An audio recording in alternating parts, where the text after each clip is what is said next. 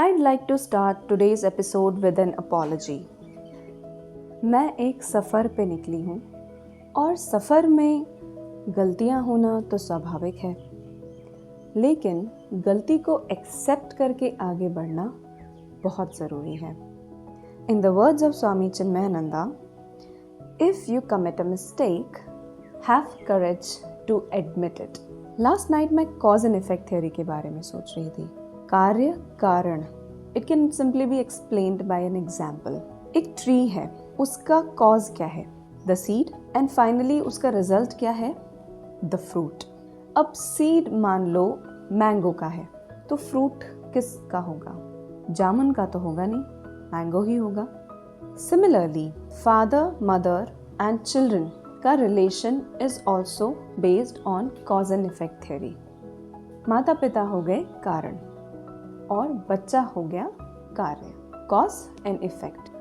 अब अगर mother and father let's say वैश्य हैं, तो बच्चे के अंदर वो वैश्य वाले गुण आना स्वाभाविक है. इस चीज को इग्नोर नहीं कर सकते. So I want to admit that in the previous episode I overlooked this concept while explaining about varna. अच्छा, now when we get back to the shloka, चातुर्वर्ण्यम मया सृष्टम गुण कर्म विभागशः. ये 4 जो वर्ण हैं मैंने बनाए हैं और ये गुणों और कर्मों के बेसिस पे बनाए हैं. अब इस कृष्ण की वाणी को और कॉज एंड इफेक्ट थ्योरी को how will you bring in a sync? So see, in spirituality everything starts with a question. The question is, आपके यही माता पिता क्यों हैं? या जो बच्चा आपके घर में पैदा हुआ, ये यही इंसान यही पर्सनालिटी लेके क्यों आया? भाई, आप शाहरुख खान के यहाँ पैदा हो सकते थे या आप किसी गरीब लेबर के यहाँ पैदा हो सकते थे. हमारे बर्थ से पहले हमारे प्रीवियस बर्थ के एक्शंस और इच्छाएं जो अनफुलफिल्ड रह जाती हैं, उनके हिसाब से हमारा नेक्स्ट बर्थ डिसाइड होता है. Now we have come here to fulfill our unfulfilled desires. Now हमको चुन के उसी घर में भेजा जाता है जहाँ उन्हीं टाइप की क्वालिटीज़ को नर्चर किया जाएगा. अब जब फैमिली में एक पूरे एनवायरनमेंट में एक सिंक बैठता है, तब हम कुछ क्वालिटीज़ को लेकर आगे बढ़ते हैं और उसके हिसाब से अपने एक्शंस परफॉर्म करते हैं. और इन सब का ultimate goal है fulfillment, contentment. So in this episode we learn about the qualities and related actions. The whole nature, पूरी प्रकृति को आप सिर्फ 3 गुणों में बांट सकते हैं. Only 3.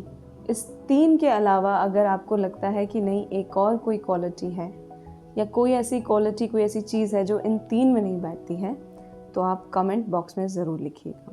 The 3 qualities are सत्व, रजस and तमस. सत्वगुण, रजोगुण, तमोगुण.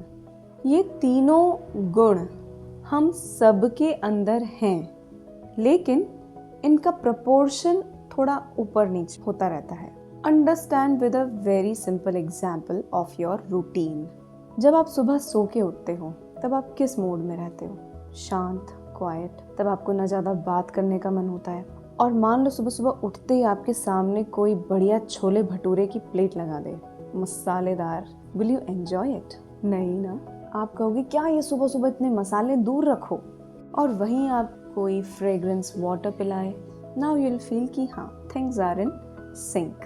अच्छा, वही छोले भटूरे आपको शाम के समय दिए जाए 4-5 बजे, will you enjoy it then? या लंच में? यस. तो क्या अंतर था सुबह और दोपहर में? मॉर्निंग में हमारे ऊपर सत्व गुण was dominating, while in the afternoon जब हम एक्शन ओरिएंटेड हो गए हैं, मोमेंटम अच्छा खासा बन गया है, दैट इज रजस. तब हमारे ऊपर राजसिक गुण हावी है. और अब धीरे धीरे मोमेंटम स्लो होता जाएगा, एनर्जीज डाउन होंगी. Again you want to be surrounded by just few people, your own bed, comfortable. Now you want to sleep. At this time, तामसिक गुण is dominating. तो हमने रूटीन देखा to understand the 3 gunas. इसको अब हम personality के लेवल पे लेके जाते हैं। कई लोगों में इन जनरल सात्विक गुण ज़्यादा होता है, कई लोगों में राजसिक गुण ज़्यादा डोमिनेटिंग होता है और कई लोगों में तामसिक गुण ज़्यादा डोमिनेटिंग होता है।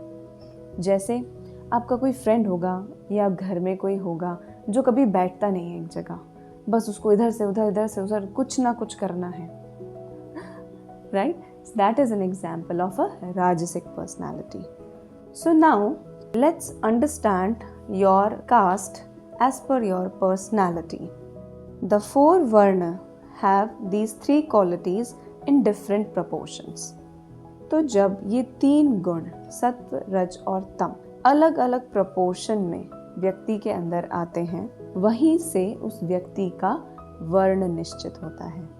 Let's start with Kshatriya. तो एक क्षत्रिय पर्सनालिटी में रजस काफ़ी होता है। The highest ratio is of rajasic गुण।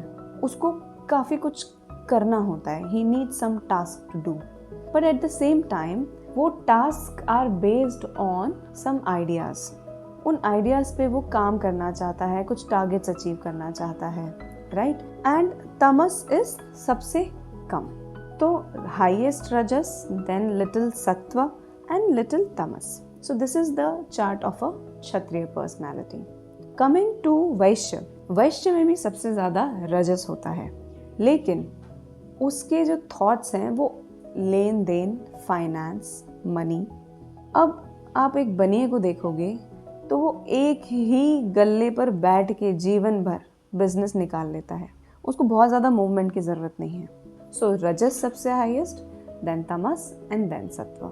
Now talking about ब्राह्मण, सबसे ज़्यादा सत्व, then रजस and then तमस। वो बहुत ज़्यादा आपको मूवमेंट करता हुआ नज़र नहीं आएगा, चंचल नज़र नहीं आएगा, उसका दिमाग चलता है सबसे ज़्यादा, वो स्ट्रैटेजिस्ट है, वो फोरसाइटेड है। ऐसी जिसकी पर्सनालिटी होती है वो वर्ण से ब्राह्मण हुआ। नाउ कमिंग टू शूद्र।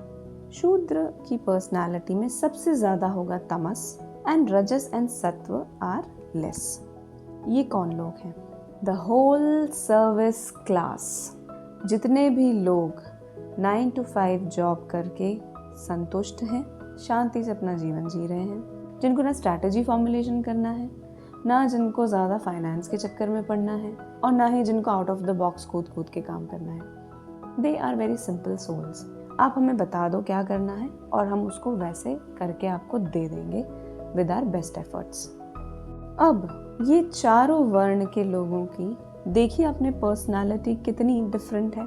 तो अब जब आपको गुण पता चल गए हैं तो इसके हिसाब से कर्म तो निकालना इज इजी। जैसे क्षत्रिय का कर्म है एक्शंस, ब्राह्मण का कर्म है थॉट्स, वैश्य का कर्म है लेन देन, फाइनेंस, और शूद्र का कर्म है सर्विस। अब आप इस पूरी चीज को एक होलसम पॉइंट ऑफ व्यू से देखो, आप में क्या गुण हैं और उसके हिसाब से आप एक्शंस कर रहे हो या नहीं। कहीं ऐसा तो नहीं है कि आपके गुण हैं शूद्र वाले, कि आपको लोगों को सर्विस प्रोवाइड करने में फुलफिलमेंट मिलता हो, लेकिन आप कहीं फैमिली बिजनेस में हो और आपसे एक्सपेक्टेशन कुछ और हो, या फिर आप क्षत्रिय हो कि आपको कुछ ना कुछ टारगेट्स अचीव करने हैं, लाइफ में कुछ करके दिखाना है, and you are tied down to a 9 to 5 job जहाँ पे ज़्यादा स्कोप नहीं हो आगे बढ़ने का। इन दिस केस फुलफिलमेंट तक पहुँचना विल बी डिफ़िकल्ट। देखो कंटेंटमेंट कब है? जब आपको लगता है जो चीज़ जैसी होनी चाहिए वैसी हो रही है, मतलब चीज़ें सिंक में हैं। दाएं जाना था लेकिन बाएं जा रहे हैं, अगर ऐसा चल रहा है तो फिर मन में कंटेंटमेंट, फुलफिलमेंट आना मुश्किल होता है। इसलिए इट्स वेरी इम्पॉर्टेंट आपके जो क्वालिटीज़ हैं और आपके जो एक्शंस हैं उन दोनों में अच्छा सिंक बैठे, एक सही तालमेल हो, और तब वो घटना घटती है जो बाबा रणछोड़ दास छाछड़ ने कहा था 3 Idiots मूवी में, कि पैसे के पीछे मत भागो, पैसा अपने आप आएगा, और पैसा छोड़ो, लाइफ में फुलफिलमेंट भी तभी आएगा। अब आज का ये एपिसोड सुनने के बाद प्लीज़ कोई क्रांतिकारी कदम मत उठाना। समझदार व्यक्ति कौन है? 2 केस सिनेरियो बता रही हूँ, दोनों में से समझदार कौन है बताओ। हाईवे पे एक व्यक्ति है, वो ड्राइव कर रहा है कार, उसकी पूरी फैमिली उसके कार में बैठी है। अब 120 की स्पीड पे चलाते चलाते उसको रियलाइज हुआ कि यार मैं शायद गलत आ गया हूँ, मुझे यहाँ से यू टर्न लेना चाहिए। अब एक केस सिनेरियो में वो बंदा स्पीड स्लो करता है, मैप्स में कंफर्म करता है और फिर अपनी फैमिली को भी समझाता है कि हम गलत आ गए हैं, हमें आगे जाके यू टर्न लेना चाहिए। वो बंदा थोड़ी देर स्ट्रेट चलाता है, नेक्स्ट डिवाइडर आने के बाद वो यू टर्न लेता है। तो ये था first case scenario. Now second case scenario, जैसे उसे रियलाइज होता है कि मैं तो गलत जा रहा हूँ, मुझे तो यू टर्न लेना है, बस नेक्स्ट डिवाइडर आते ही वो यू टर्न ले लेता है। अब इन दोनों में से समझदार कौन है?